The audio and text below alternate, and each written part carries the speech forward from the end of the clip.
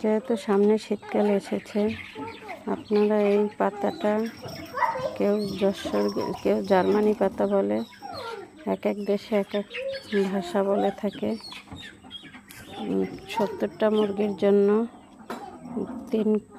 3টা রসুন, 2টা পেঁয়াজ, 2 টুকরো আদা, এগুলো দিয়ে ট্রিটমেন্ট করতে পারেন। শীতকালে আপনার মুরগির কিছু হবে না, গ্যারান্টি। এগুলো দিয়ে আপনারা ভাতের সাথে গরম ভাতের সাথে এগুলো মিশিয়ে খাইয়ে দেবেন, বা হালকা গরম পানি করে এই পাতাটা ব্লেন্ড করে পাতাটা রস বের করে 1 লিটার পানির সাথে ডেইলি খাওয়াবেন। তাহলে আপনার মুরগি শীতকালে সুস্থ থাকবে।